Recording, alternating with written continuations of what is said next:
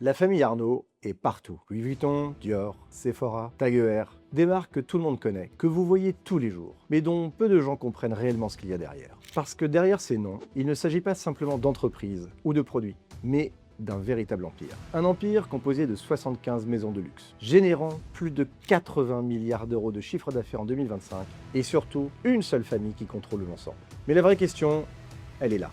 Comment une seule famille a réussi à construire, structurer et transmettre un empire aussi gigantesque? Car derrière cette réussite, il ne s'agit pas uniquement de luxe, mais de stratégie, de pouvoir, une guerre financière dans les années 80, une architecture de holding pensée pour garder le contrôle, et une dynastie déjà en place pour reprendre la suite.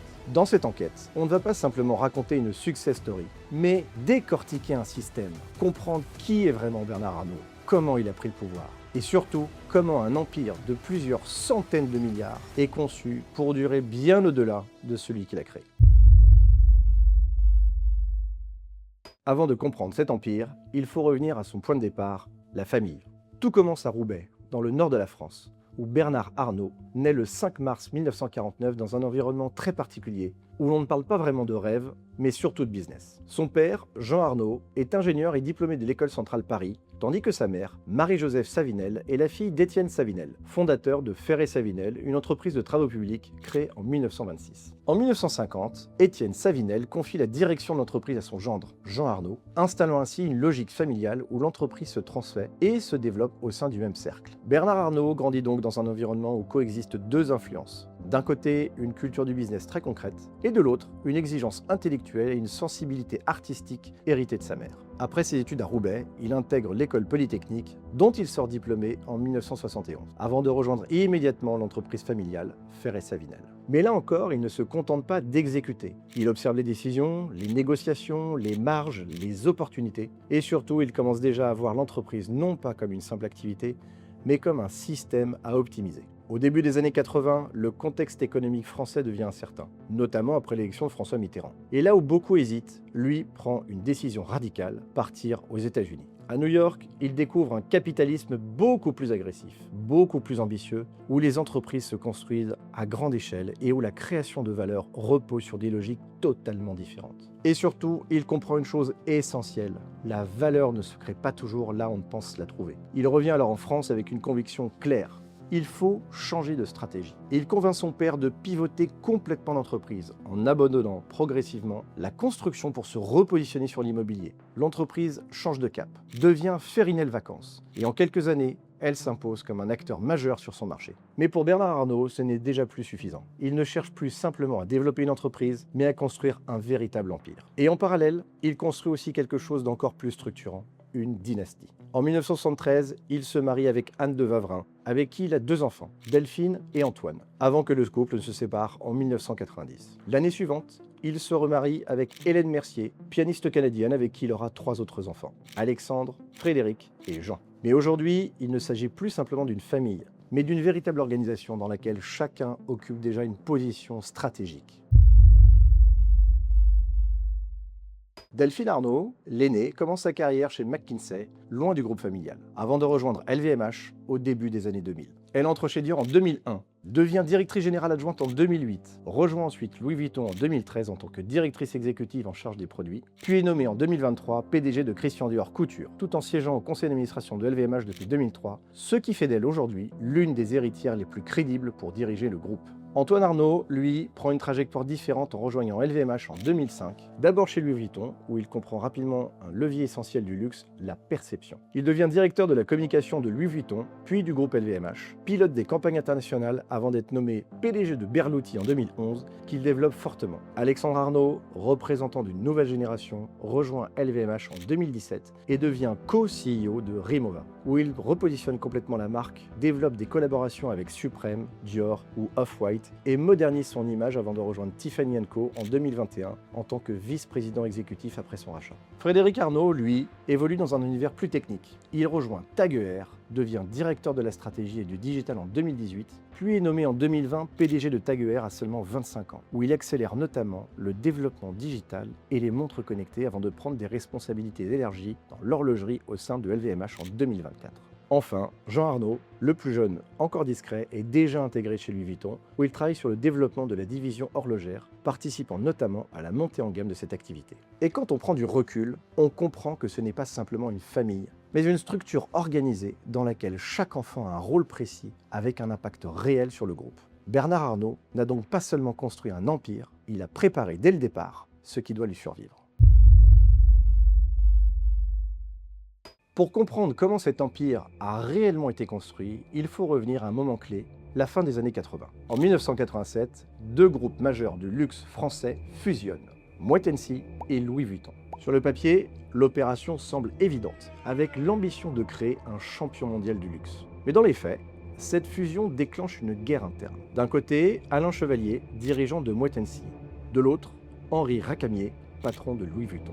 Deux visions, deux stratégies, deux personnalités fortes. Très rapidement, le groupe devient ingouvernable. Les décisions sont bloquées, les tensions montent, et chacun tente de prendre le contrôle. Et pendant que les deux camps s'opposent frontalement, Bernard Arnault observe. Mais il n'arrive pas sans préparation. Dès 1984, il rachète le groupe Boussac-Saint-Frères, en faillite, pour environ 80 millions de dollars, avec le soutien de la banque Lazare. Dans cet ensemble textile en déclin, une seule chose l'intéresse réellement. Il revend rapidement la quasi-totalité des activités du groupe et conserve uniquement Dior. Ce choix, à l'époque, peut sembler contre-intuitif, mais il constitue en réalité son point d'entrée dans le luxe. Lorsque LVMH commence à se fragiliser, Arnault identifie immédiatement l'opportunité. À partir de 1988, il entre progressivement au capital du groupe. Il achète des actions, s'allie temporairement avec certains acteurs, puis change d'alliance lorsque cela devient nécessaire. Sa stratégie est méthodique, ne pas aller trop vite, mais devenir incontournable. Au bout d'un certain temps, il détient environ 24% du capital de LVMH, mais surtout plus de 40% des droits de vote, grâce à des montages financiers précis et à des alliances stratégiques. Pendant ce temps, Chevalier et Racamier continuent leur affrontement, pensant être en guerre l'un contre l'autre, alors qu'ils sont en train de perdre le contrôle. Entre 1988 et 1989, Arnault accélère. Il renforce ses positions, rachète davantage d'actions et agit précisément au moment où le groupe est le plus vulnérable. En 1989, à seulement 40 ans, il devient président-directeur général de LVMH, sans avoir créé le groupe, sans appartenir à l'un des camps historiques. Il vient de prendre le pouvoir. Certains parlent encore aujourd'hui d'une prise de contrôle opportuniste, d'autres d'un coup de génie stratégique. Mais une chose est sûre, il a su exploiter une faille parfaite en profitant d'un conflit interne et d'une gouvernance instable. Et une fois en place, il ne se contente pas de stabiliser LVMH. Il le transforme à travers des rachats successifs, une montée en gamme systématique, une maîtrise de l'image et une expansion internationale. Il pose les bases du premier groupe de luxe au monde. Maintenant que l'on comprend comment la famille est structurée et de quoi est parti cet empire, nous nous sommes intéressés à ce qu'elle possède vraiment. Parce que derrière cette organisation parfaitement orchestrée, il y a un empire colossal, bien plus complexe qu'il n'y paraît. Contrairement à ce que beaucoup imaginent, Bernard Arnault ne possède pas directement LVMH. En réalité, tout repose sur une architecture financière extrêmement structurée. Au sommet, il y a la famille. Juste en dessous, une première couche essentielle, la financière Agache, la holding principale, celle qui concentre le pouvoir et qui est contrôlée par Bernard Arnault et ses enfants. Puis vient un deuxième niveau clé, Christian Dior SE. Et c'est précisément à cet endroit que la structure devient particulièrement intéressante. En 2017, Bernard Arnault lance une opération de plus de 12 milliards d'euros pour reprendre le contrôle total de Christian Dior. L'objectif n'est pas simplement de posséder Dior en tant que marque, mais de sécuriser un levier stratégique, puisque Christian Dior détient elle-même une participation majeure dans LVMH. Résultat, en contrôlant Dior, il contrôle LVMH. À côté de cette structure principale, il existe un autre outil beaucoup plus discret, mais tout aussi stratégique, le groupe Arnault, également appelé Agache SCA. C'est le bras d'investissement de la famille utilisé pour investir en dehors du luxe. On retrouve notamment des participations dans Netflix, Spotify, Airbnb ou encore ByteDance, avec une logique très claire, entrer tôt sur les entreprises à fort potentiel. Dès 1999, par exemple, le groupe investit 30 millions de dollars dans Netflix, à une époque où la plateforme n'en est encore qu'à ses débuts. Mais ces investissements ne se limitent pas à la tech. Le groupe Arnault détient aussi 52% du Paris FC, ainsi que des actifs comme le Château Cheval Blanc classé premier grand cru, illustrant une stratégie de diversification maîtrisée. Malgré tout, le cœur du système reste LVMH. Créé en 1987 après la fusion entre Louis Vuitton et Moët Hennessy, le groupe devient rapidement une machine économique dont Bernard Arnault prend le contrôle dès 1989. Depuis, il n'a cessé d'accumuler des marques. Aujourd'hui, LVMH regroupe 75 maisons, parmi lesquelles Dior, Fendi, Céline, mais aussi Dom Pérignon, Hennessy, Taguer, Bulgari ou encore Sephora. Les chiffres donnent une idée de l'ampleur. En 2025, LVMH génère 80,807 milliards d'euros de chiffre d'affaires, avec 17,755 milliards de profits opérationnels et 10,878 milliards de résultats nets. Le moteur principal du groupe reste la mode et la maroquinerie, qui représentent à elles seules 37,770 milliards d'euros de revenus, loin devant les autres activités. Derrière, on retrouve la distribution sélective avec 18,348 milliards, l'horlogerie et la joaillerie avec 10,486 milliards, les parfums et cosmétiques avec 8,114 milliards, et enfin les vins et spiritueux avec 5,358 milliards. Et au centre de cet ensemble, il y a une marque clé, Louis Vuitton. Une marque qui dépasse les 20 milliards d'euros de chiffre d'affaires et qui se rapproche aujourd'hui des 25 milliards, ce qui en fait l'un des actifs les plus rentables du groupe. La stratégie est simple en apparence, racheter des marques iconiques, puis les développer à l'échelle mondiale en maîtrisant leur image et leur distribution. Un exemple marquant est celui de Tiffany & Co, racheté en 2021 pour environ 15,8 milliards de dollars et repositionné pour séduire une nouvelle génération. Mais l'empire ne s'arrête pas aux entreprises. Il inclut également un patrimoine immobilier important, avec des biens situés à Paris, Saint-Tropez, Courchevel, mais aussi à l'international, même si peu d'informations précises sont rendues publiques. Et enfin, il y a un autre levier souvent sous-estimé, les médias. La famille Arnault contrôle notamment les groupes Les Échos, Le Parisien, qui inclut des titres majeurs comme Les Échos, Le Parisien, Paris Match, ou encore Investir, tout en détenant des participations dans d'autres groupes comme Challenge, Science et Avenir ou L'Opinion. Une présence stratégique qui permet d'exister à la fois dans l'information économique, politique et grand public. À ce stade, on ne parle plus simplement d'un groupe de luxe, mais d'un système global, structuré pour durer et pour exercer une influence bien au-delà de son activité principale. Une fois le pouvoir acquis, une autre question devient centrale. Comment l'argent circule-t-il réellement jusqu'à la famille? Et surtout, comment cet empire est-il conçu pour durer dans le temps?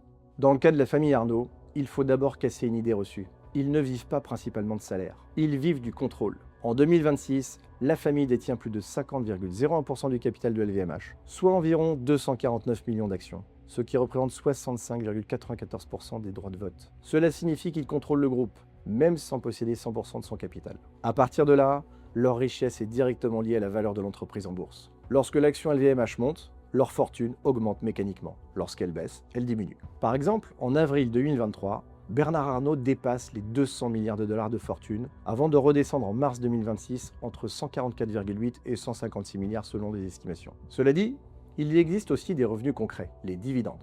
En 2025, LVMH verse 13 € par action, ce qui représente environ 3,25 milliards d'euros pour la famille Arnault sur une seule année. Au total, le groupe distribue 6,465 milliards d'euros à ses actionnaires. Sur le plan fiscal, LVMH paie environ 5,5 milliards d'euros d'impôts, avec un taux effectif de 32,8%, ce qui montre que l'on n'est pas face à un groupe qui échappe à l'impôt, mais plutôt face à un groupe qui optimise sa structure à l'échelle mondiale. Pour la famille, les flux financiers passent principalement par des holdings comme Financière Agache et Christian Dior SE, ce qui permet d'organiser la remontée des dividendes, de réinvestir et d'optimiser légalement la fiscalité. Mais l'élément le plus stratégique reste la transmission. En 2022, Bernard Arnault restructure la holding familiale et crée Agache Commandité SAS, une entité détenue à parts égales par ses 5 enfants. L'objectif est clair, verrouiller le contrôle sur le long terme. Quelques mois plus tard, Antoine Arnault devient directeur général de Christian Dior SE, illustrant que le passage de relais est déjà en cours. Dans ce type de structure, il ne s'agit pas simplement de transmettre de l'argent, mais de transmettre le pouvoir. Et pour cela, des outils juridiques existent, comme le pacte du Treil,